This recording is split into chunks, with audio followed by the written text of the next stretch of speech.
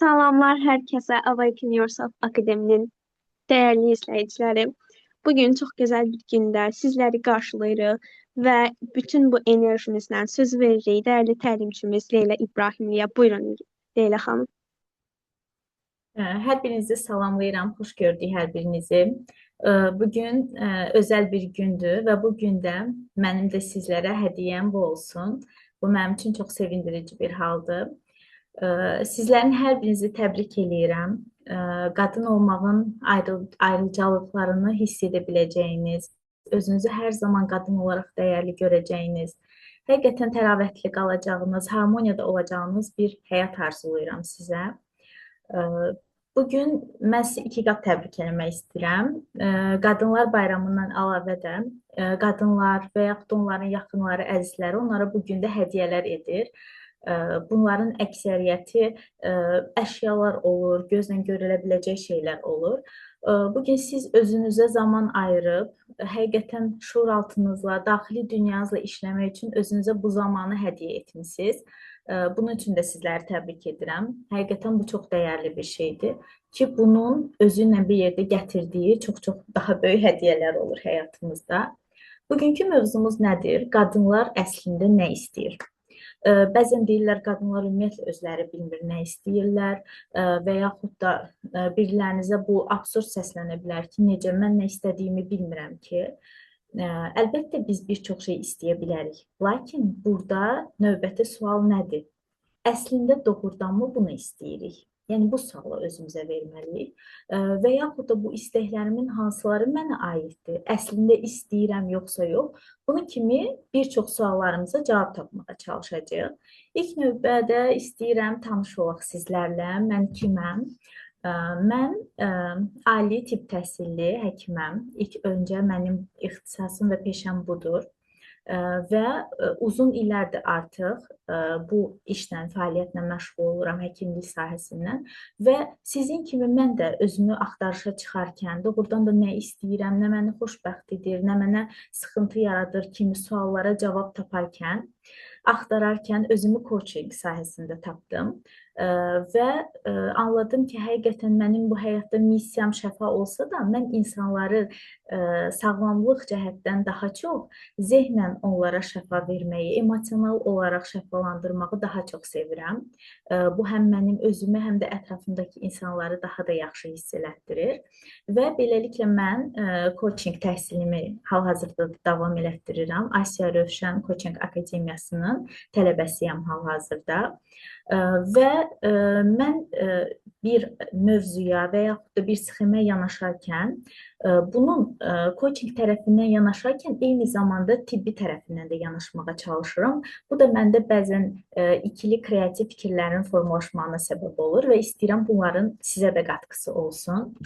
Gəlin ümumiyyətlə başlayaq ki, bir dəqiqə mən ekran görüntüsünü özümdə kənara eləyim ki, sizə daha yaxşı izah edə bilim. Bəli. Qadınların bazı istəkləri nədir? Həyatının bütün sferalarında özünün istək və seçimləri ilə qəbul edilərək həyatını yaşamaqdır. Bu nə deməkdir? Çünki həyat bir sferadan ibarət deyil. Biz yalnız bir istəyimiz həyata keçəndə xoşbəxt olmuruq. Çünki bir tərəfimiz yarım qalır. Bu dediyimiz mövzu nə deməkdir? Hal-hazırda ekranda gördüyünüz həyatın bir neçə sferalarının sxemi var. Bura bizim mənəviyyatımız, sağlamlığımız, münasibətlərimiz, vəzifələrimiz, hansı ki, karyeramız və s. nəzərdə tuturam, ruzi, bolluq, hər kəs buna bir formada yanaşır. Baza olaraq adlar verilibdir, başlıqlar. Özümüzü təkmilləşdirmə və s. Biz sadəcə bir yöndə istəklərimizə diqqətimizi yönəltsək və sadəcə onun üzərində çalışmağa başlasaq, bir müddətdən sonra anlayacaq ki, axı mənim istədiyim tam da bu deyil, yox, yenə nəsə çatışmır. Ya da ki, axı yenə xoşbəxt olmadım bu istədiyim üzərindən. Burada altda yatan səbəb bilirsiniz nədir? Biz bəzən bir sahəyə fokuslandığımız üçün digər sahələr arxa fonda qalır və balans pozulur. Bizi əsl istəyimizə çatdıracaq şeylərdən biri, daha doğrusu istəyimizə çatarkən xoşbəxt edən şeylərdən biri bütün bu sferalarda balansın olmasıdır. O demək deyil ki, sizdə bütün bu sferalarda hər şey 10-da 10 olmalıdır, 8 mi olmalıdır? Xeyr. Bəzilərimizdə bütün sferalarda bu rəqəm və yaxud da bu faiz 20%, 30% də ola bilər. Amma hər birindən ola bilər. Bu artıq bizim balanslı bir yaşamımızın olduğu deməkdir. Yəni, bu belə artıq bir uğur deməkdir. Bizim istəyimiz, bizim məqsədimiz həyatımızın bütün sferalarına baxmaqdır. Heç birini kölgədə qoymaq deyil. Və nədən danışmaq istəyirəm? Nə istədiyimizə kim qərar verir? Deyə bilərsiniz, necə qəribə sualdır. Əlbəttə ki, mən qərar verirəm. Uşaq vaxtı valideynlərim, indi də mən qərar verirəm. Desəm ki, sizə bu belə deyil. Əslində bizim istəklərimizə şuuraltı proqramlarımız qərar verir. Şuuraltı proqramlarımızın yanı sıra cəmiyyət, sosial çevrəmiz, valideynlərimizin bizə aşıladığı proqramlar, ətraf mühit, hər hansı bir dövrlərimizdə hər hansı tərəflərimizin yaşadığı hadisələrdən çıxartdığı nəticələr və bunun kimi digər faktorlar, inanclarımız, bizim neqativ müsbət tərəflərimiz və bunun kimi onlarla faktorlar təsir edir bizim nə istədiyimizə və qərar verir. Əslində burada bizə elə gəlir ki, bu qərarı verən tək bir özümüzük, düşündüm, qərar verdim və yaxud da bir qrupumuz fikirləşə bilərik, bəzən deyirik, ürəyimlə qərar verdim, beynimlə qərar verdim. Bu kimi yanaşa bilərik, amma bu belə deyil. Toplu şəkildə orqanizmimiz, şuuraltımız, beynimiz, ürəyimiz yekun nəticə çıxarıb bir qərar verir və biz bu qərarla addımlayırıq. Bizə elə gəlir ki, bu bəsit bir istək idi. Bunun altında isə bir çox səbəblər yatır. İndi biz bu səbəblər haqqında danışacağıq. Biz bəzən bu dediyim proqramlarda başqasının gözləntiləri ilə yaşayırıq. Əslində şuuraltımız bunun fərqində olur. Sadəcə biz bunu etiraf etmədiyimiz üçün, bəzən etiraf edə bilmədiyimiz üçün fərqində olmuruq. Və bu bizdə müxtəlif fəsadlarla nəticələnir. Aqressiyamızı bastırırıq, qurban roluna giririk və yaxud da xilaskar roluna giririk və fərqində olmuruq ki, əslində biz öz rolumuzdan çıxmışıq. Mən olma rolundan, mən olma kimliyindən çıxmışıq və istəklərimizi unutmuşuq. Ümumiyyətlə, nə istədiyini anlamaq üçün nə etmək lazımdır? Bunlardan danışım, daha sonra şuuraltı proqramlardan danışacağım. Əvvəl ümumiyyətlə ana-ata sxemindən çıxmaq lazımdır, nə istədiyini anlamaq üçün. Ki, anlayasan bu istək həqiqətən sənə mi, yoxsa ata-anana mı aiddir? Ətraf faktor sxemindən çıxmaq lazımdır. Gəlin bunları bir-bir izah eləyək. Ana-ata sxemindən çıxmaq nə deməkdir? Hal-hazırda 7 yaşa qədər deyilir, 0-7 yaş. Bu, təbii ki, elmi araşdırmalar dəyişdikcə, məqalələr yayınlandıqca dəyişə də bilər. Hal-hazırda 7 yaşa qədər sayılır. Bizim 7 yaşa qədər yaşadığımız bütün həyat hadisələrindən çıxardığımız nəticələr olur. Və beynimizə proqramlar yükləyik. Bu nəyə bənzəyir? Siz kompüter alırsınız və yaxud da telefon alırsınız sıfırdan, necə ki biz anadan oluruq sıfırdan və başlayırsınız onun içərisinə proqramları yükləməyə. Bəzi proqramlar viruslu ola bilir, bəzi proqramlara heç ehtiyacı yoxdur, bəzilərinin daha yaxşı versiyaları ola bilir proqramların, lakin yükləyirik. Çünki yükləməsək telefon işləməyəcək. Eynən biz də eləyik. Biz hər hansı bir hadisə yaşayırıq. Məsələn, 3 yaşındasınız, evdə hər hansı bir hadisə baş verdi, hətta o hadisə sizə aidiyyatı olmasa belə və yaxud da sizlə bağlı olmasa belə. Hər hansı bir hadisə baş verdi və orada tutaq ki, siz, bacınız və qardaşınız, məsələn, 3 nəfərsiniz. Üçünüz eyni anda o hadisəyə şahid olursunuz və bu zaman nə edirsiniz? Üçünüz də eyni proqramı yükləmirsiniz beyninizə.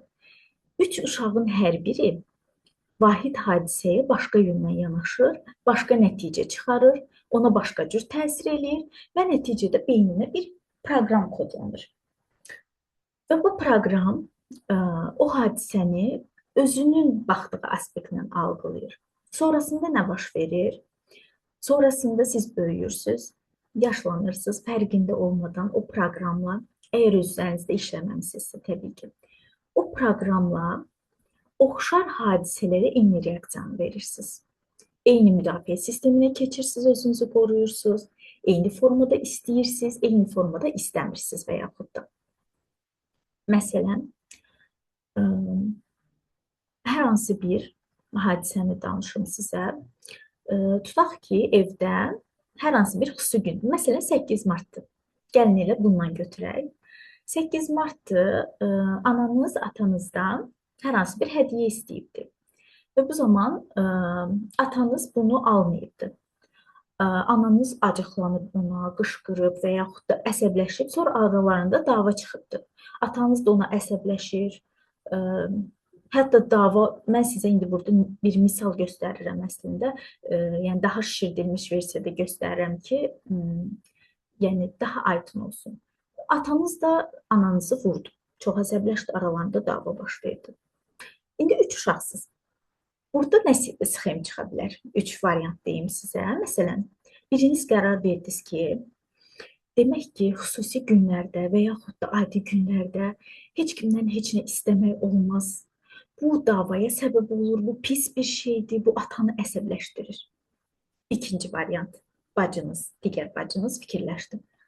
Aha, demək ki, atam kimi adamın yanında durmaq lazım deyil. O pis adamdır və yaxud da elə bu hədiyyə az idi, daha böyük hədiyyə istəmək lazım idi. Acıq eləyirsiniz, daha böyük hədiyyə istəmək lazım. Daha inadla istəmək lazımdır ki, alsınlar hədiyyəni. Bu sxemi qurdunuz. Üçüncü isə ümumiyyətlə mən görünməsəm yaxşıdır. Başlayır özünə günahkar hiss eləmək. Mən görünməsəm yaxşıdır, mən buradaydım deyə bu hadisə baş verdi və s. Məsələn, fərqli sxemlər formalaşdı beyində. Və bu zaman siz böyüyəndə istəklərinizi bunun üzərindən aparırsınız. Biriniz ümumiyyətlə nəsə istəmirsiniz birindən və düşünürsünüz ki, mən istədiyim budur, heç kim mənə heç nə eləməsin, heç nə verməsin, mən sakit həyatımı yaşayım. Əslində mən elə bunu istəyirəm həyatda. Digəriniz deyir, mən həyatda bir güllə razılaşmıram, mən daha çox böyük buketlər istəyirəm, o gül nədir ki? Və yaxud da ümumiyyətlə böyük buket nədir ki, mən daha böyük hədiyyələr istəyirəm. Burada əslində bəlkə də sizin əsl kimliyinizin istədiyi tamamilə başqa bir şey idi. Amma siz o proqramınıza uyğun davranıb, o proqrama uyğun qərar verirsiniz. Sizə elə gəlir ki, ruhunuzun, əsl kimliyinizin istədiyi ilə oymuş. Və ata-ana sxemi deyərkən bunları nəzərdə tuturum. Ata-anaya nəzərən qurduğumuz sxemlərdən çıxmalıyıq. Bunu da təbii ki, deyərək və yaxud da fərqindəlik eləyərək etmək mümkün deyil. Sxemli şəkildə şuuraltı ilə ata-ana ilə olan münasibəti şəfalandırmaq lazımdır. Ətraf faktor sxemindən çıxmaq nə deməkdir? Biz müəyyən bir cəmiyyətə doğuluruq. Həmin cəmiyyətin, həmin sosial mühitin qayda qanunları olur, olar olmazları olur. Məsələn, Kenyada və yaxud da Afrikanın hər hansı bir qəbiləsində çılpaq gəzmək, sadəcə cinsiyyət orqanlarının üzərini ötmək kifayət edir. O cür gəzmək onlar üçün normaldır. Və onlar bunu pis algılamırlar, pis başa düşmürlər. Bu onların normasıdır. Amma gəlin, düşünün Bakının küçələrində kimsə Kenyadakı kimi ancaq cinsiyyət orqanlarını örtüb çılpaq formada da o formada gəzir. Hamı necə baxar ona? Çox qəribə. Deyərlər, yəqin bunun başı xarab olur. Yəqin hər hansı bir psixoloji problemi var. Halbuki digər yerdə, digər cəmiyyətdə bu normal qəbul olunurdu. Yəni, burada səhv və ya düz deyə bir şey yoxdur. Ona görə demək istəyirəm ki, bu cəmiyyətin fikirlərinə yanaşarkən bu səhvdir, bu düzdür deyərək yanaşmayın. Özünüzün normalarınızı qoyun. Həqiqətən mənim əsas kimliyim nəyi normal olaraq qəbul edir və yaxud da nəyi qəbul eləmir? Bu sxemin içində eyni zamanda başqa cəmiyyətlərin, başqa qurumların da istəklərini, davranışlarını da normal qəbul etməyi öyrənmək lazımdır. Bu da zamanla formalaşır insan öz üzərində işləyərkən ki, başqa bir cəmiyyəti sıradan çıxarmırsan, aqressiv yanaşmırsan, normal qəbul edirsən. Çünki onun da normativi odur. Siz birinci ən kiçik cəmiyyətə doğulursunuz. Hansı cəmiyyət ki, sizdən, ata və ananızdan ibarət, ailənizdəki digər üzvlərdən ibarət kiçik cəmiyyətdir. Daha sonra qonşular, qohumlar, daha sonra yaşadığınız şəhər və yaşadığınız ölkə və s. bu cür daha da genişlənir. Və bu sxemlərdən, bu faktorlardan siz təmizlənərək, onları özləşdirməyərək özünüzlə, özünüzü o cəmiyyətlə müqayisə etməyərək, həqiqətən əsli təbiətinizi anlayaraq, o sxemdən çıxaraq anlaya bilərsiniz ki, əslində siz nə istəyirsiniz. Üçüncü faktor, özünüzün kölgə və yaxşı tərəflərinizi görərək, qəbul edərək anlaya bilərsiniz nə istəyirsiniz. Bu nə deməkdir? Məsələn, bəziləriniz səhər yuxusunu çox sevə bilərsiniz. Bəziləri isə axşam yuxusunu çox sevir. Məsələn, səhər tezdən oyanım, bütün işlərimi görüm, bu məni daha yaxşı hiss elətdirir deyən bir qrup var. Yox, mən gecələr gec yatım, amma səhərlər ürəyim istədiyi qədər yatım, çünki səhər oyananda özümü çox əsəbi hiss edirəm deyən başqa bir qrup da var. Bu deməkdirmi ki, hansısı səhvdir və ya hansısı düzdür? Xeyr. Bu o zaman səhv olar ki, həqiqətən bunun altında yatan səbəbi anlamalısınız. Yox, səbəbi anlayıb, öz təbiətinizi görmüsünüzsə, öz bioloji ritminizi, orqanizminizin istəyini görmüsünüzsə, bu demək ki, sizin əsl istəyiniz və əsl normanızdır. Yəni, burada deməyimin səbəbi nədir bunu? Siz başqasının fikrinə nəzərən öz bioloji saatınızı qurursunuzsa, öz istəklərinizi yaradırsınızsa, bəzən orqanizminizdə buna dirənc göstərir, amma siz bunu fərqində olmursunuz. Və sizə elə gəlir ki, bu sizin əsl kimliyinizdir. Burada yatan səbəb nədir? Niyə siz başqalarının fikrini önəmsədiniz? Çünki sizə öz kölgə tərəflərinizi, özünüzün negativ tərəflərinizi qəbul etmək çox ağır gəlir və yaxud da bəzən ümumiyyətlə üzləşmək istəmirsiniz. Kölgə tərəf və yaxşı tərəf nə deməkdir? Bizim kölgə tərəflərimiz bizim içərimizdə, daxilimizdə olan negativ düşüncələrdir. Bəzilərimizdə xəyanət duyğusu ola bilər, düşüncəsi, proqramı ola bilər. Bəzilərimizdə çox böyük aqressiya ola bilər orqanizmimizdə, daxilimizdə. Bəzilərimizin tənbəl tərəfi ola bilər, çox tənbəl. Bəzilərimizin paxıl tərəfi ola bilər və yaxud bunu kimi negativ, sizin negativ hesab elədiyiniz qaranlıq tərəfləriniz, başqalarına pislik etmək istəyən tərəfiniz ola bilər, birinə söymək istəyən tərəfiniz ola bilər, bunu kimi çox-çox tərəfiniz. Çox yemək istəyən tərəfiniz, kök olmaq istəyən tərəfiniz ümumiyyətlə. Heç valideynlərinə əsəbi olmaq istəyən, heç hörmət etmək istəməyən tərəfiniz. Bunu kimi bir çox tərəfləriniz və bir də yaxşı tərəfləriniz. Baxın, içimizdəki duyğuların heç birini sıfırlamağa ehtiyac yoxdur. Kimsə sizə bunu deyirsə, bu deməkdir ki, sizə deyir ki, öz kimliyinizdən qaçın. Biz ən ali yaradılmış şuurlu varlıq olsaq da, bütün olan o duyğular, negativ, pozitiv hamısı bizə aiddir. Bizim duyğularımızdır. Biz onları yaşamalıyıq. Çünki biz insanıq. İnsan robot deyil. İnsan süni intellekt deyil. İnsan nə qədər proqramlama olsa da, bu təbii şəkildə baş vermiş proqramlamadır. İnsan özünü telefon və yaxud da kompüter kimi proqramlamamalıdır. Nə mənada? Konkret qəlibə salmamalıdır. Həyat bilirsiniz nə vaxt gözəl və asan olur və istəklərinizi qəbul etmək, onlarla üzləşmək daha asan olur. Siz kölgə və negativ tərəflərinizlə daha yaxşı üstün tərəflərinizi bir-birindən qarışdırıb onların rəqs etməyinə icazə verdiyiniz zaman. Qorxularınızla, məsələn, qorxularınızla üzləşib qəbul etdiyiniz zaman ki, etiraf etdiyiniz zaman ki, bəli, mən qorxuram, bəli, mən qorxağam, mən qaranlıqdan qorxuram məsələn və yaxud da mən çox kökəlməkdən qorxuram. Misal göstərirəm, yəni hər kəsin qorxusu individualdır, özünə məxsusdur.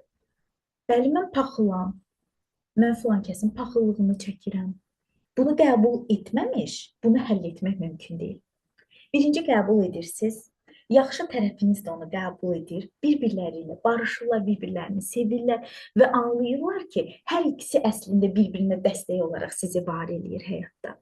Bu da bir qoruma mexanizməsidir ki, sizdə o formalaşıb o duyğu.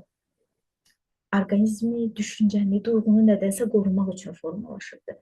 Siz bu ikisini harmoniyada bir-birindən işlətdikcə, əsl kimliyiniz o qədər rahat formada yaşamağa başlayır.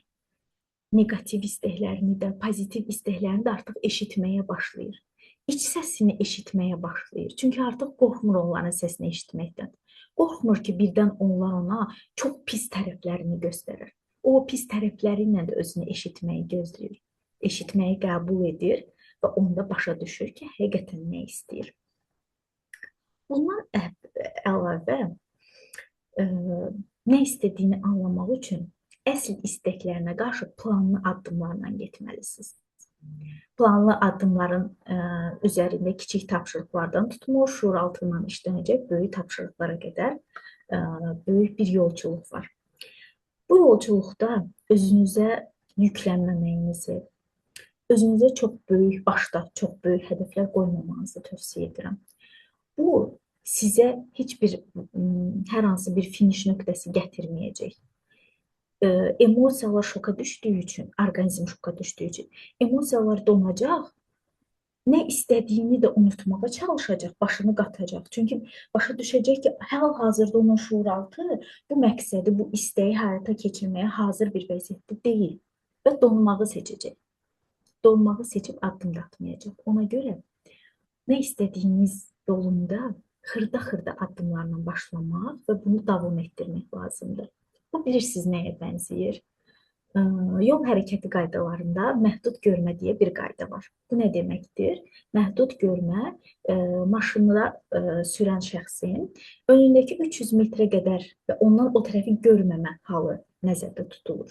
Bu, dumanlı havada ola bilər və yaxud da çox yüksək yol, pereval və s. də ola bilər. Həyat da belədir. Siz sükana əyləşib arzularınızın arxasınca gedərkən İlk 300 metri görməyiniz kifayət edir. Necə ki, sürücü 300 metrdən o tərəfi görməsə belə yolunu davam edir. Çünki niyə? 300 metrdən sonra növbəti 300 metr aydınlanır, görünür. Yəni, yolun sonunu və yaxud da lap əvvəldə 1000 metr qabaqdakını görməyə ehtiyacımız yoxdur bu zaman. Sadəcə 300 metr kifayətdir və yaxud da bir addımı atmağınız kifayətdir. Ən sonu görməyə ehtiyac yoxdur. Ona görə də bu yolda addımlayarkən nə istədiyinizi çözməyə çalışarkən, həqiqətən nə istədiyinizi bilmək istəyərkən addımlarınızı çox xırda məqsədlərlə başlayın və bu yolda bu cür addımlayın. Bu sizə nə verəcək? Nəticə yönümlü bir addım yolu verəcək. Niyə? Siz xırda addımlarınızın nəticəsini görəcəksiniz. Beyin bunu bu cür algılayacaq ki, bəli, mən qarşıma bir istək qoyuram, onun üçün bir addım atıram və nəticə əldə edirəm. Və bu sxemi başlayacaq daha böyük addımlar üçün həyata keçirməyə. Daha sonra burada şuuraltı proqramlardan danışaq. Şuuraltı proqramlar nədir? Bayaq dediyim kimi 7 yaşımıza qədər formalaşmış proqramlar və eyni zamanda 7 yaşından sonra da biz hər saniyə, hər dəqiqə proqramlanırıq. Hal-hazırda biz burada Zoom görüşündəyik. Hər birimiz fərqli formada proqramlanırıq. Mən çıxış etməyi, bu arada ilk dəfədir mən çıxışım olur. Biraz da həyəcanlıyam. Burada mən öz proqramlarımı üzə çıxarıram. Nəyi çıxarıram? Topluma öz fikirlərini ifadə etməyi, topluma çıxış etmə proqramlarımla üzləşirəm. Burada bu situasiya mənə öz proqramlarımla üzləşdirir. Şuuraltı proqramlarım var, hansı ki, bir qismi bəlkə çəkinir, bir qismində narahatlıq duyğusu var, bir hissəsi, bir proqramım sevinir. Yəni, burada proqramlarım işə düşüb oynayır və bu addımı ilk dəfə atdığım üçün həyatımda məndə artıq yeni bir proqram formalaşır. Eynən sizdə də başqa cür proqramlar formalaşır. Və şuuraltı proqramlarda bu uşaqlıqdan indiyə qədər olan yaşadıqlarımız, ailə modeli, cəmiyyətdən gözləntilərimiz və s. haqqında biz danışdıq sizinlə. Və burada bizə nə lazımdır? Əsl istəklərimizə çatmaq üçün özümüzü tanımaq lazımdır. Özünü tanıma yolculuğunda bayaqdan sadaladığımız öz proqramlarımla işləmək, kölgə və yaxşı tərəflərini qəbul etmək, ata-ana ilə işləmək və s.'in yanında özümüzə kiçik tapşırıqlar qoyaraq həll edə bilərik. Bu həll yollarından biri nədir? Pilləli şəkildə sizə bir neçəsini deyə bilərəm. Bu hamısı deyil və yaxud da hər kəs üçün doğrudurmu? Xeyr.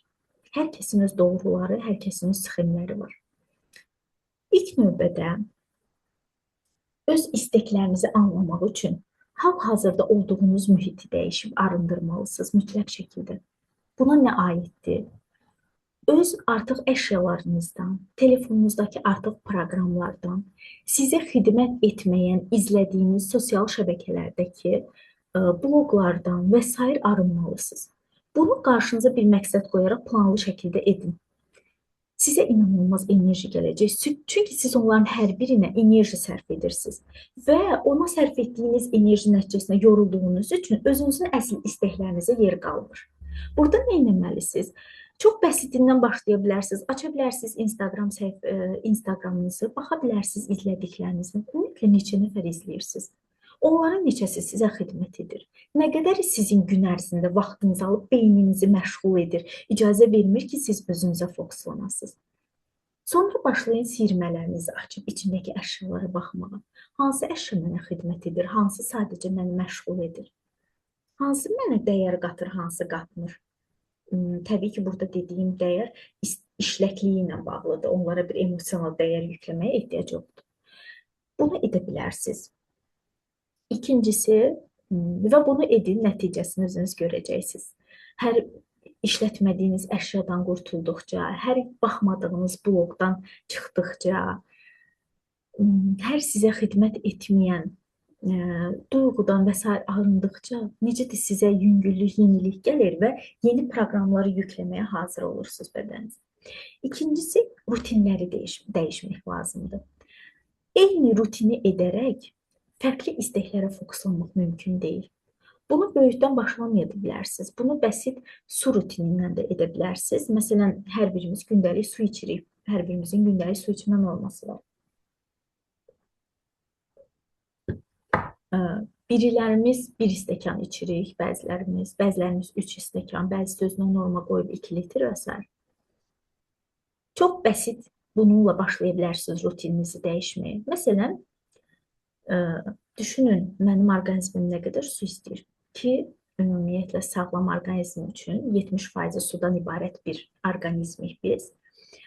Gündəlik 2 litr civarında su içmək lazımdır.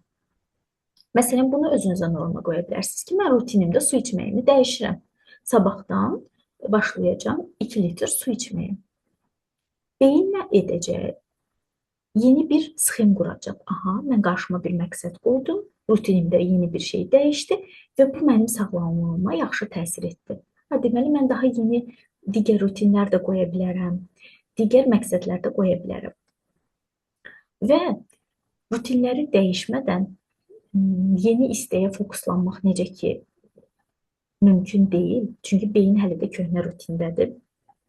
Və köhnə rutinin üzərindən istəklər quracaq. Və elə biləcək ki, əsl istəkləri odur. Yenilərə keçməyəcək. Burada nəyi misal göstərə bilərəm? Məsələn, rutində hər birinizin qulaq asdığınız musiqilər ola bilər. Tutaq ki, qulaq asırsınız Aygün Kazımovaya məsələn, Reyhannaya qulaq asırsınız gün ərzində. Və siz fərqində deyilsiniz bəlkə də. Bəlkə sizi klassik musiqi ruhunuza o qədər yaxşı təsir edir. Bəlkə Aygün bəylərə qulaq asmaq sizə o qədər gözəl yeni duyğular, yeni ideyalar, yeni istəklər verəcək. Rutini dəyişib, yeni şeylər yoxlamaqdan heç vaxt çəkinməyin. Biz bu dünyaya sadəcə bir versiyamızla var olmaq üçün gəlməmişik. Bir istək üzərinə qurub, həyatımıza o istəklə davam etmək üçün gəlməmişik. Fərqli istəklər qurmağa özünüzə icazə verin. Fərqli versiyaları yoxlamağa icazə verin. İcazə verin başqa rutininizdə başqa musiqi dinləyəsiniz. Dünənə qədər sadəcə qara rəng geyinirsinizsə, yoxlayın. Bəlkə qırmızı rəngi çox sevəcəksiniz və o sizə inanılmaz enerji qatacaq. Yəni, rutini dəyişərək bu cür yoxlamağınız yaxşı ola bilər. Və üçüncü sizə deyə biləcəyim nə var? Rutininizdə, düzəninizdə bugünə aid işləri sabaha keçirməmək. Bu sizin beyninizdə yüklənmə yaradır. Və siz səhəri gündə yorğun oyanırsınız, səhəri gündə istəklərinizə həvəssiz oyanırsınız və bu sizə motivasiya düşkünlüyü verir. və heç istəklərinizi görməzdən gəlməyə başlayırsınız. Nə edə bilərsiniz? Məsələn, ə, axşam tutaq qabları yumalısınız. Deyirsiniz, əşi yorğunam, sabah durub yuyaram. Siz artıq bugünü tamamlamadınız. Bugünün yükünü sabaha daşıdınız. Yuyun o qablardan, xilas olun bugünün yükündən, proqramından və qurduğunuz planından. Səhər yeni günə yeni bir sizlə başlayın, yeni bir iş sxemindən başlayın, yeni istəklərinizə fokuslanın və s. Yəni, bu cür edə bilərsiniz. Bu tapşırıqlar çox xırdadır. Hər birinizə individualdır. Təbii ki, bunu özünüz sxemləşdirib özünüz seçə bilərsiniz və özünüz üçün yeni bir rutin yarada bilərsiniz. Bu da sizdə yeni istəklər formalaşdıracaq. Öz yeni tərəflərinizlə tanış eləyəcək sizi. Burada nə görürük? Burada Karpman üçbucağı görürük. Karpman üçbucağı haqqında bəlkə də az çox eşitmisiniz. Bu nə deməkdir? Bizim qurban roluna, xilas edici roluna və aqressor rollarına bədənimizdə bəzən həyatımızda ehtiyacımız olur. Və yaxud da bu sxemin içində dönürük. İstəklər qururuq, istəyirik nəsə. Bunu bəzən ya qurban rolundan istəyirik, ya aqressor rolundan istəyirik və yaxud da xilas edici rolundan istəyirik və fərqində olmuruq. Bu sxemin içində dönürük. Bu sxem bizdə uşaqlıqda formalaşır. Ata ilə, ana ilə, ailə ilə münasibətdə ya biz orada qurban roluna girəcəyik. Bunlar nədir? Hər biri haqqında qısa məlumat verim. Aktiv və gizli, aşkar və gizli formada sizdə bu üç versiyanın hər biri ola bilər. Aşkar aqressorlar ola bilərsiniz. Hər kəsə əsəbləşirsiniz, əsəbləşdiyinizi ifadə edirsiniz. Qurban rolunda ola bilərsiniz. Nəsə baş verir deyirsiniz, bu niyə mənim başıma gəldi? Qurban roluna girirsiniz də, hər şey sizi tapır. O hadisədə niyə belə oldu? Və yaxud xilaskar rolunda ola bilərsiniz ki, mən, məsələn, tutaq, mən xilaskar roluna girib deyirəm ki, mən bu vebinarla bütün dünyanı xilas eləyəcəm. Hər kəs bu vebinara qulaq asaraq həyatında tamamilə yeni bir levela keçəcək. Əgər mən bu duyğu ilə yanaşıb bu vebinarı başlatsam, əmin olun heç bir nəticə əldə etməyəcəm. Çünki bir insanın sağlam missiyası bu olmamalıdır. İnsan bu Karpman üçbucağı döngüsündəki rollarından çıxmalıdır ki, əslində nə istədiyini anlasın, nə istədiyinə fokuslana bilsin. Deyə bilərsiniz, tutaq ki, mən bu üçbucaqdan çıxdım. Bəs necə boşluqda qalın? Neynəyəcəm? Bəs bu üçbucaqdan başqa bir yer var? Bəli, var. Mən kimliyi var. Qurban, aqressor, xilaskar kimlik deyil, mən kimliyi var. O kimlik ki, özünü sevir. Kimsə onu sevdi və ya sevmədi haqqında düşünmür. Kimisə xilas etməyə çalışmır, çünki anlayır ki, o hər kəs kimi eyni səviyyədədir, hər kəs də onun kimi eyni səviyyədədir. Yəni, hər kəsdə eyni qədər enerji var, hər kəs hər şeyə qadir ola bilər. Birini yazıq rolunda görmür, birini özündən aşağı görmür ki, kimisə xilas etsin.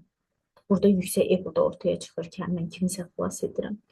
Və yaxud da həyatın və insanın varoluşunun sevgidən ibarət olduğunu bildiyi üçün hər kəsin bacardığı qədər etdiyini anladığı üçün aqressiya roluna da girmir. Və qurban roluna da girmir. Mən kimliyi, əsl mən kimliyi. Əsl mən kimliyində təmiz sevgi var, həzz duyğusu var, yüksək emosiyalar var, həyatında harmoniya var. İstəklərini sadəcə öz daxilinin, ürəyinin, qəlbinin və sağlam proqramlarının üzərindən qurmuş bir kimlikdir. Və biz burada indi sizlə nə edəcəyik? Niyə mən sizə Karpman üçbucağını izah etdim? Biz burada sizinlə texnika eləyəcəyik. Çünki biz əsl istəyimizə çatmaq üçün ilk növbədə bu üçbucağın içindən çıxmalıyıq. Mən kimliyinə keçməliyik ki, əslində bizim əsl kimliyimizin nə istədiyini anlayaq. Yoxsa biz qurban rolundan bir şey istəsək, yəni o bizim əsl istəyimiz deyil. Fərqindəsiz, bilməm, fikir vermisiniz. İnsanlar bəzən çox şey istəyəndə və biri məsələn maşın istəyir. Davamlı hamıya deyir, mən maşın istəyirəm, yoldaşına maşın aldırmaq istəyir, dirənir, axırda aldırır. Deyir ki, bir dənə maşınım olsa, elə bil ki, day heç nə istəmirəm də bu dünyada, bütün problemlərim həll olacaq və yaxud da dünyada məndən xoşbəxt olmayacaq, məsələn. və yoldaşı ona maşın alır. Çox həvəslənir, bir an duyğu patlaması yaşayır, emosiyaları coşur. Əla, istəyimə çatdım, necə də xoşbəxtəm falan. Bir müddətdən sonra gəlib sizə deyə bilər, maşındır da, öyrəşdim yəni. O qədər də böyüdüləsi bir şey deyilmiş. Çünki əsl istəyi deyildi və yaxud da o istəyi əslində maşına həyatının hansı nöqtəsində və niyə ehtiyacı olduğunu, niyə istəyi olduğunu bu üçbucaqda hər hansı bir rola girərəkdən istədiyi üçün ondan həzz duyğusu ala bilmir. Biz həzz duyğu istəklərimizdən sevinc, həzz, məmnunluq duyğusu ala bilmək üçün əsl bunun mən kimliyindən harmoniyada olaraq etdiyimiz zaman zövq ala bilirik. İndi biz sizinlə bir texnika edəcəyik. Mən sadəcə bilmək istəyirəm, bizim vaxtımızda nə qədər qalıb, texnikaya keçə bilərikmi? Bu haqda istəyirəm. Zəhmət olmasın, mən məlumat verəsiniz. Bəli, keçə bilərik. Tamam. Aha, texnikaya indi keçəcəyik. Sizə məlumat verim. Texnikadan sonra, dərhal sonra meditasiya eləyəcəyik. Sizdən istəyim, texnikadan sonra fikrinizi yayındırmadan meditasiyaya keçməyinizdir. Texnikada şərtlərimiz nədir? Texnika edərkən çalışın yanınızda heç kim olmasın. Çünki biz emosional bir fona giririk və bu zaman emosiyalarımızı yaşamalıyıq ki, o texnika işə yarasın. Sakitçilik olsun, səs olmasın. Bütün fokusunuz texnikada olsun, maksimum fayda əldə edə bilməyiniz üçün. Bundan başqa sizə lazım olacaq əlinizdən kiçik ölçüdə 3 əşya gətirməyinizi istəyirəm. Yanınızda varsa 3 əşya qoyun və hazır olanda deyin hazır olduğunuzu və biz texnikamıza başlayaq. Və əşyalar gətirərkən çalışın onlar yeməli əşya olmasın, cansız əşyalar olsun. Qələm ola bilər, qulaqçığınız ola bilər, kibrit qutusu ola bilər, bunun kimi bir şeylər.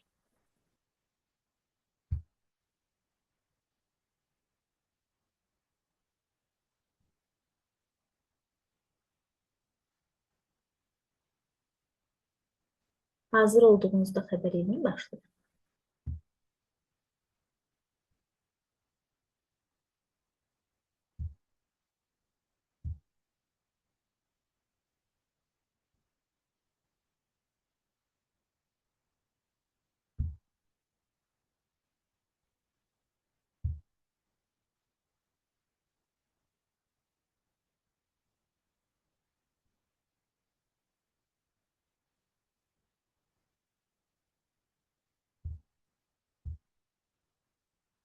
Bəli, burada rəylərinizi oxuyuram daha doğrusu. Bəli, genetikanın da rolu var. Zaten genetika dediyimizdə proqramlarımızdan da formalaşır. Tibbi cəhətdən yanaşanda sözsüz bunun çox dərin mexanizmi var. 7 dönəm nəsildə bütün genetik məlumatlar DNK-mızı yaddaşında olur. 7 nəsildən sonra təzələnə bilir bəzi DNT yaddaşımız. Amma sizə desəm ki, bizim öz şuuraltı proqramlarımızdan işləyən zaman bunlar bizim genetikamızı da dəyişir. İnanın dəyişir. Yəni bunun üçün genetikamıza sığınmaq da bəzən qurban rolundan yanaşmaqda hadisəyə və yaxud da situasiyalara, bunu da deyim sizə. Mühit sözsüz, iradəni də bilirsiniz, iradə dediyimiz nədir? Bir şeyi etmiriksə, bəzən iradəmizə bağlayıb bunu günahlandırıb özümüzü. Bir şeyi əgər dəyişə bilmiriksə, o şey bizə sərf eləyir deyə dəyişmirik. Yəni, iradə dediyimiz şey əslində bu da yenə sığındığımız bir faktordur. Bəzi insanlar həqiqətən dəyişimi o qədər istəyir və dəyişimə açıq olur və yaxud da proqramlarına, qurban roluna falan düşmür ki, eləyir. Biz istədiyimiz məqsədlərimizə, istəklərimizə nəzərən də bəzən qurban roluna düşürük. Bu o demək deyil tək başqalarına münasibətdə. Və ona görə də iradəni düşünməyin. Sadəcə düşünün, bir şeyi, bir istəyimi həyata keçirməmək mənə niyə sərf eləyir? Yəni, burasını düşünmək lazımdır. Gələklərə də baxın. Təşəkkür edirəm, Emrah xanım.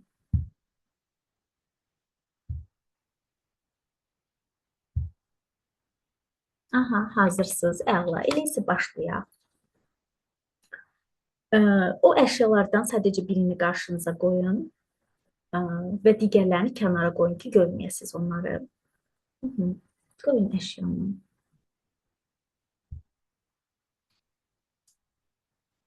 Və bütün fokusunuz indi özünüzdə olsun. Bədəninizi rahatladın. Dərindən nəfəs alın, nəfəsinizə fokuslanın və daha sonra əşyaya fokuslanın. Əşyaya diqqətlə baxın. Kənara baxmayın, başqa yerlərə diqqətinizi yayındırmayın. Baxın, effekt almaq istəyirsə mütləq şəkildə bütün diqqətiniz texnikada olmalıdır. Və e, düşünün o əşya sizsiz. Və indi səsli şəkildə deyin əşyaya. Əşya, sən qarşımdasan. Sən mənsən. Mən səni görürəm. Hı -hı.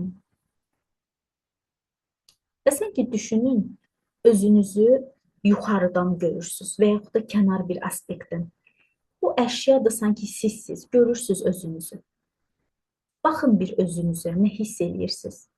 Bu arada mən sizə suallar verdikcə çata yazmanıza ehtiyac yoxdur, çünki çata yazsaz fokusunuz dağılacaq. Bunu texnika bitdikdən sonra yazarsınız. Sadəcə bunu sualları verirəm ki, siz suallara özünüzdə cavab tapasınız. Və mən dedikcə ki, səsli şəkildə bunu deyin, mütləq şəkildə onu səsli şəkildə deyin. Yəni, onu mütləq şəkildə səslə deyib çıxartmalıyıq. Səsinizi eşitməlisiniz, səslə deyilməlidir. Baxın özünüzə, bir dəqiqə vaxt verirəm, fokuslanın özünüzə. Siz orada təksiz, bir özünüzsüz, boşluqdasınız, o əşya sizdir. Nə hiss eləyir o əşya? Siz daha doğrusu. Nə hiss eləyir?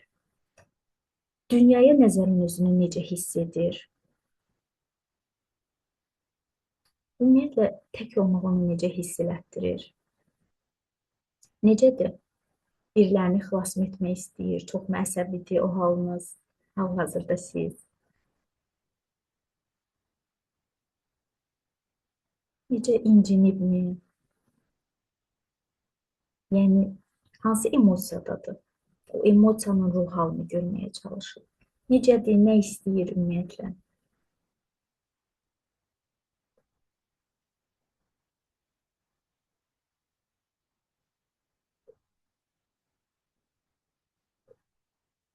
Hı -hı. Emosiyalarınız gəldikcə saxlamağa çalışmayın. Ola bilər orada özünüzü görüb, özünüzlə qarşılaşıb ağlamaq istəyə bilərsiniz, sevinə bilərsiniz. Nə hiss edirsinizsə o doğrudur. Heç biri yanlış deyil. Əsas olan hisslərinizi görməkdir. Duyğularınızı görməkdir. Hı -hı.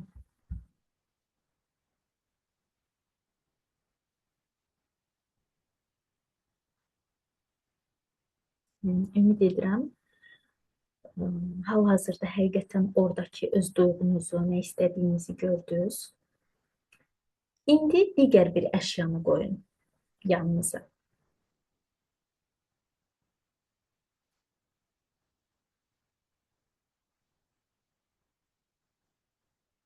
İndi o əşyaya deyin.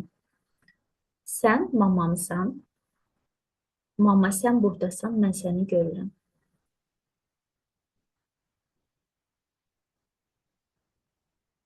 Hı -hı. Mama sizin yanınıza gəldi. Nə hiss etdiniz? Necə hiss edirsiniz? Onun sizin yanınızda olması sözünüzü necə hiss elətdirdi? Ona baxanda nə hiss elədiniz? O nə istəyir? Yəni, bu da çox mühüm sualdır. Nə istəyir mama orada? Hı -hı. İndi səsli şəkildə deyin ki, mama, mən görürəm ki, sən filan emosiyadasan. Hansı emosiyada görürsünüzsə onu deyin.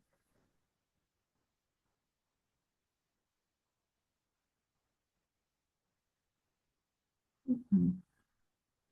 Anaya deyin ki, mən görürəm ki, sən gəldin, biz sənlə bu münasibətdəyik. Hansı münasibətdəsiz? Hal-hazırda hiss etdiklərinizə fokuslanın. Qətiyyən Ə, əslində axı bu cür hiss edirəm, əslində belə deyil deməyin.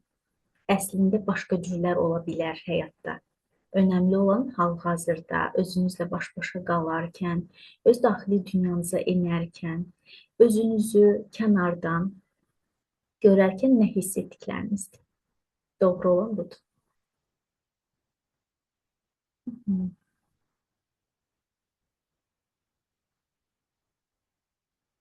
Səslidir.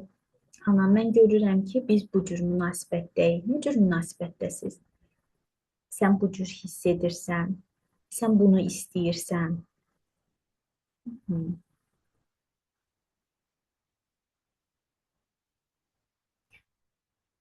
Aha, emosiyalarınız gəlirsə, onları buraxmağa çalışın. Hı.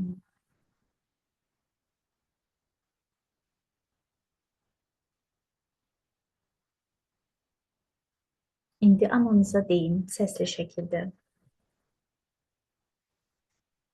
Mama, mənə elə gəlir ki, mən dedikcə təkrarlayın, səsli şəkildə mamanıza deyin. Mamanız olan əşya fiquruna baxın, deyin. Mama, mənə elə gəlir ki,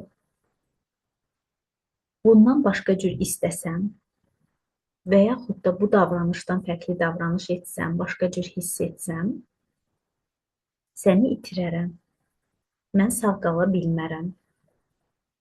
Bu rolda, bu emosiyada olmamaq məni qorxudur. Amma bu rolda olmaq mənə sənin varlığını hiss etdirir.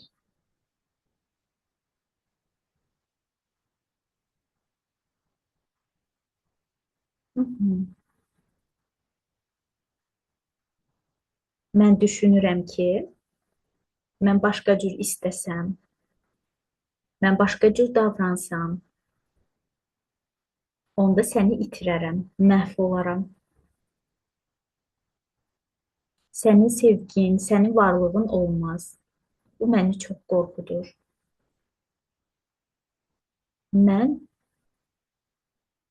yalnız sənin yanında qalmaq üçün rolda qalmışam. Hı.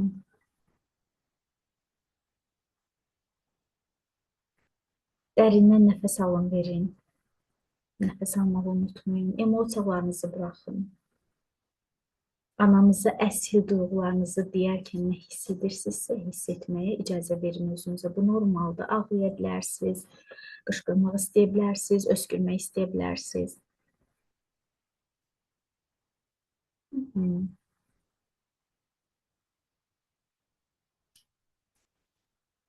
İndi təsəvvür edin, mama sizə deyir. Mənim səsimlə mamanızın əvəzindən deyirəm. Mənim əziz balam, mənim sevgim, varlığım onsuz da hər zaman səninlədir. Mən sənin hüceyrələrində, DNT-ndəyəm, genindəyəm. Sən başqa cür istəsən də, sən başqa cür davransan da bu sənə olar. Bu sənin seçimindir. Mən belə seçmişdim, mən belə davranırdım. Çünki bu mənə sərf edirdi. Ya da başqa cürünü bilmirdim. Mən sadəcə bu qədərini bacarırdım. Nəsə istəyəndə məndə olmayıb deyə üzülmə. Məndə hər şey var idi. Mən sadəcə bu qədərini istəmişdim həyatımdan. Çünki bundan artığını götürməyə gücüm yox idi. Amma sənə istədiyin hər şeyi etmək olar. Sən başqa sxemlə də istəyə bilərsən. Başqa rollarda da ola bilərsən.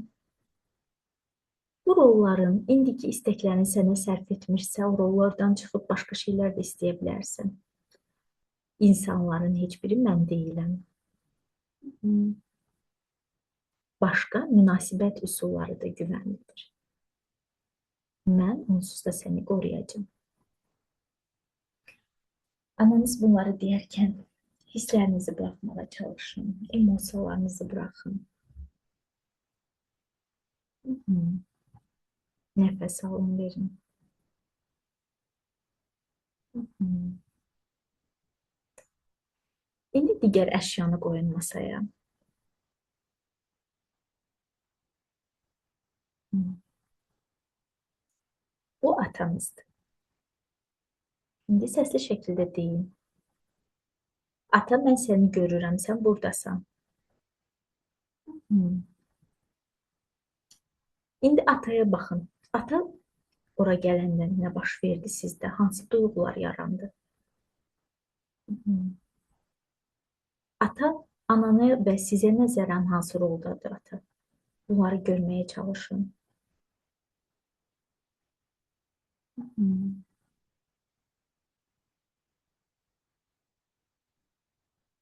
İndi səsli şəkildə ataya deyin. Ata, sən gələndə mən belə hiss etdim. Mən bilirəm, sən filan roldasan, hansı rolda hiss etdiysə atanı, hansı emosiyada hiss etdiysə onu deyin ataya.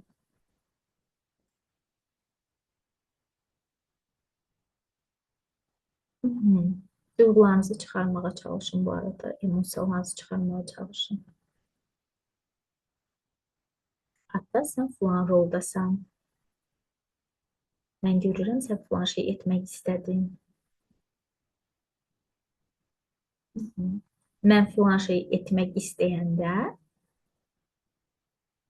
sənə görə bu cür hiss edirəm. Necə hiss edirsinizsə onu deyin.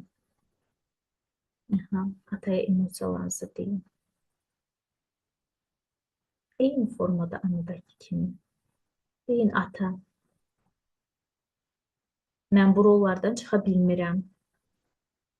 Çünki səni də eynən anam kimi itirməkdən, səni əsəbləşdirməkdən, mən dedikcə təkrarlayın. Sənin sevgindən uzaq qalmaqdan qorxmuşam. Elə bilmişəm məhv olaram. Elə bilmişəm mənə başqa rollar, başqa sxemlər, başqa istəklər olmaz. Bu mənim üçün təhlükəlidir. Və yaxud da deyə bilərsiniz, ata sən buna icazə verməmisən. O an nə hiss edirsinizsə onu deyin.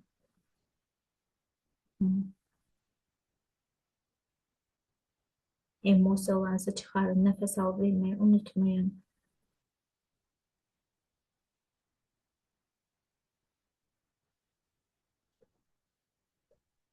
Üçünüz bir yerdəsiz, rollarınıza, emosiyalarınızı hiss etməyə çalışın. İçinizdən gələn sözləri ata və anaya orada deməyə çalışın. Oradakı siz necə hiss edir, onu görməyə çalışın. Mən biraz da vaxt verirəm sizə. Deyin səsli şəkildə emosiyalar. Əslində mən bunu istəyirəm deyin.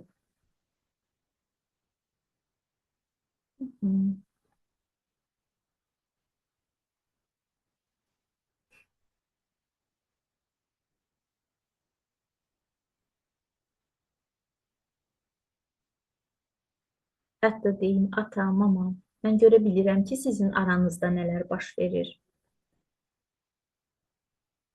Mənə elə gəlir ki, sənlə anamın arasında olanları təkrarlamalıyam. Başqa cür özümü güvəndə hiss etmirəm. Sənlə oynadığımız oyunları, etdiklərimizi başqaları ilə də etməliyəm. Mən bu rollardan çıxmaqdan qorxuram ki, birdən sizi hiss etmərəm.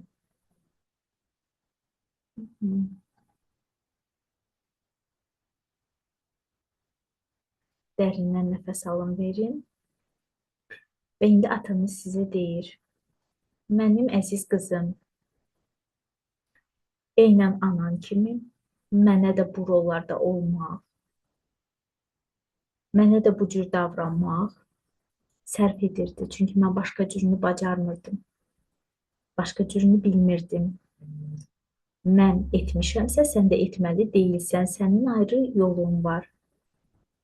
Sənə başqa cür sxem, başqa ssenari, başqa cür yaşamaq olar. Sən necə yaşasan, sən nəyi istəsən, nəyi seçsən, mənim sənə sevgim azalmayacaq.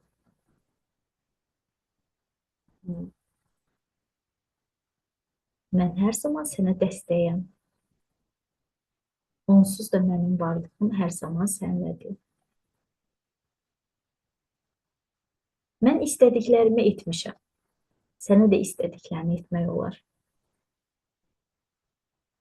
Sən ananla mənim münasibətim kimi münasibətin içində olmağa məcbur deyilsən. Sənin başqa seçimlərin var. İndi nə emosiya hiss edirsinizsə çıxarın.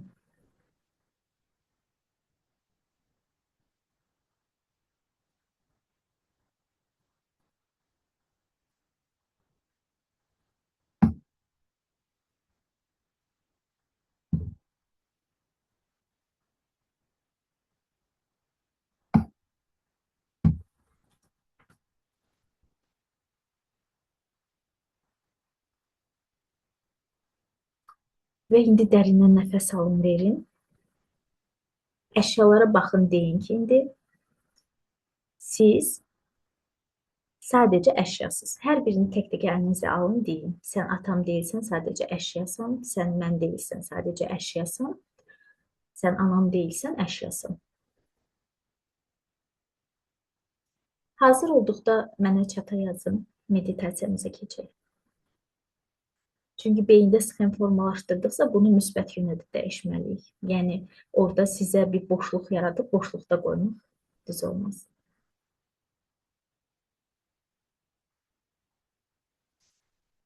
Kim meditasiyaya hazırdırsa yazsın.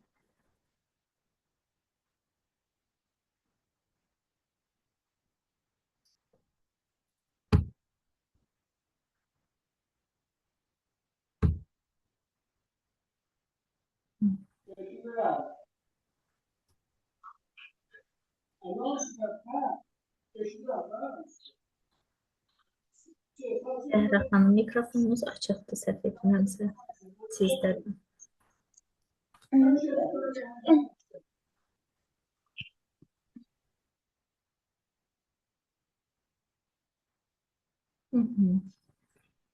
Hazırsınızsa meditasiyamıza keçək.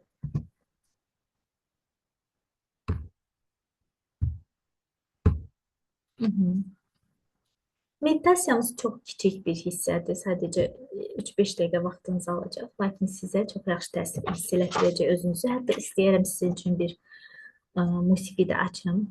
Bunun üçün sadəcə bir saniyə gözləməyinizi istəyirəm.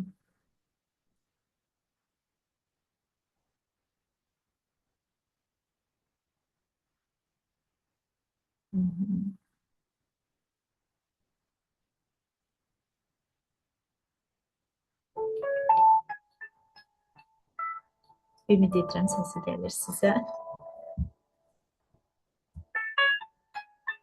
İndi gözlərinizi yummanızı istəyirəm.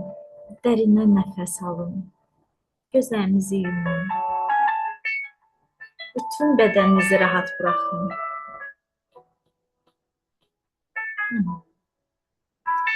Çənənizi rahat buraxın. Boynunuzu sıxmayın, bədəninizi. Nəfəsinizə fokuslanın. Nəfəs alın, verin. Nəfəs aldıqca daha da rahatlaşdırın bədəninizi.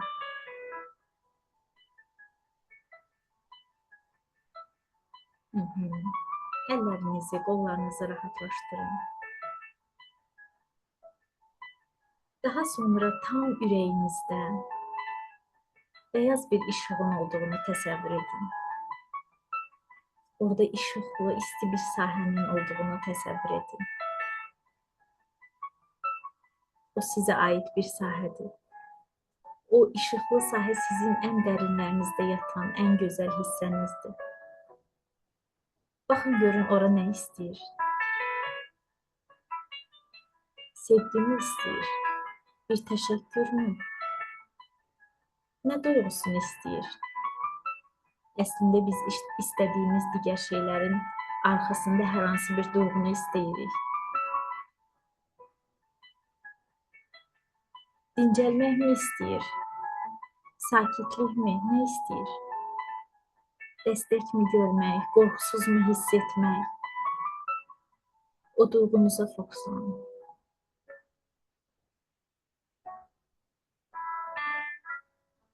İndi o duyğunun əslində sizdə həmişə var olduğunu görün.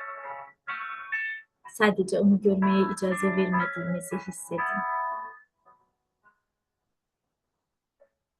İndi ona dəstək tərəfinizlə o istədiyinizi, o istəyinizi, necə də bəslədiyinizi, qidalandırdığınızı hiss edin.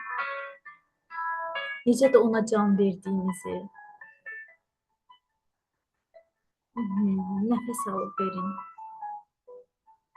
Bütün bədəninizlə, sevgi ilə özünüzün istəyinizə necə dəstək olduğunuzu hiss edin. O istəyiniz özünü çox rahat hiss edir. Çox qorxusuz ifadə edir.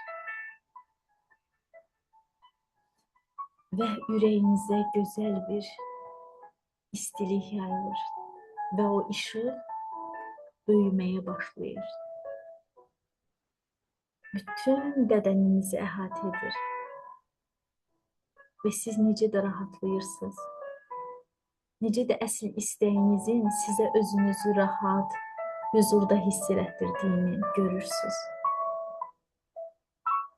O istəyiniz sadəcə görülmək istəyirdi. Sadəcə səsini eşitdirmək istəyirdi ki, mən bunu istəyirəm, mən burada varam, canlanmaq istəyirəm. Və indi dərindən nəfəs alın, verin. Hazır olduqda gözlərinizi açın. Və istəyirəm gözlərinizi açandan sonra belə ürəyinizə baxasınız. Əllərinizi qoyun ürəyinizə. Əsl olana, əsas olana özünüzə baxın. Özünüzə qarşı əyilin və özünüzə təşəkkür edin.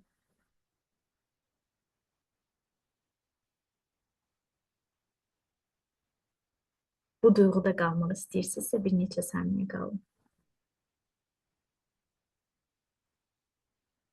Özünüzə hər gün təşəkkür edin. Sadəcə var olduğunuz üçün. Özünüzə sevgi verməyi unutmayın. Necə hiss etdiyinizi texnika və meditasiyadan sonra çata yazmağınızı istəyərəm. Bəlkə də emosional dalğalanmalar yaşadınız. Bəlkə hal-hazırda nə hiss etdiyinizi belə bilmirsiniz. Bəlkə ümumiyyətlə bu texnika və ya meditasiya sizdə heç bir duyğu oyatmadı. Yəni, burada heç nədən narahat olmaq lazım deyil. Bu belə bir nəticədir. Bu belə bir cavabdır. Bəzən heç nə hiss etməməyimiz belə bədənimizdə bir cavabdır ki, biz emosiyalarımızla bağ qura bilməmişik.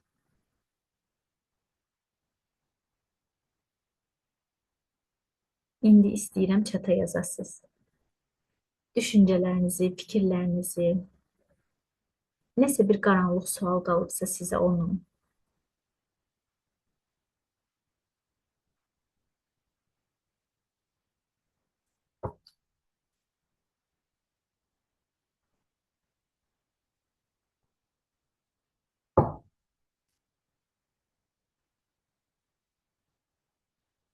Hər birinizə təşəkkür edirəm webinara qoşulduğunuz üçün. Hər birinizə şəfa olsun. Bəzən həqiqətən özümüzə ayırdığımız, özümüzlə üzləşdiyimiz zaman dilimi belə, orada nəsə bizə gəlməsə belə bir bilgi olaraq, öz fərqindəliyimiz belə bizə çox böyük şeylər qatır. Ümid edirəm bugündən sonra siz öz istəklərinizə daha fərqli yönlərdən baxmağa başlayacaqsınız. Mən sizə təşəkkür edirəm. Hər birinizə təşəkkür edirəm ki, özünüzə bu zaman dilimini hədiyyə etdiniz.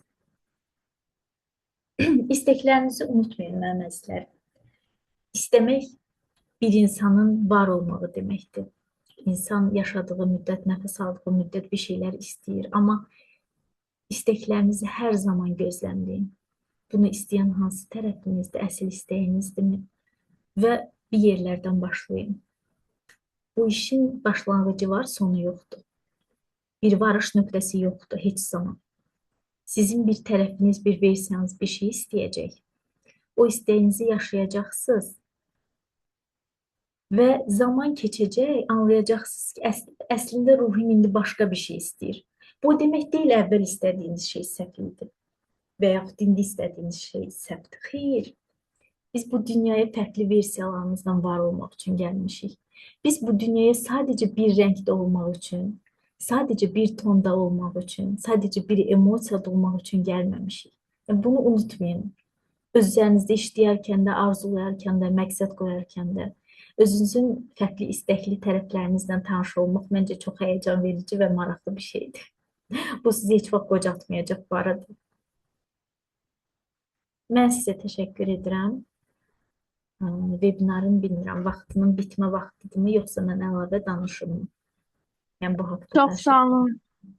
Çox sağ olun Leyla xanım və izləyicilərimiz. Həqiqətən çox xoş oldu sizdən bu dəyərli bilgiləri dinləmək. Minnətdarıq Təşəkkür edirəm. vaxtınızı Siz sağ ayırdığınız olun. üçün. Siz bu şəraiti yaratdığınız üçün, həqiqətən bu qədər gözəl insanları bir araya yığıb, birlikdə daha gözəl şeyləri var etmək üçün bir addımlar atmamıza vəsilə olduğunuz üçün mən sizə təşəkkür edirəm. Dinləyən, qoşulan hər birinizə dərin təşəkkür edirəm.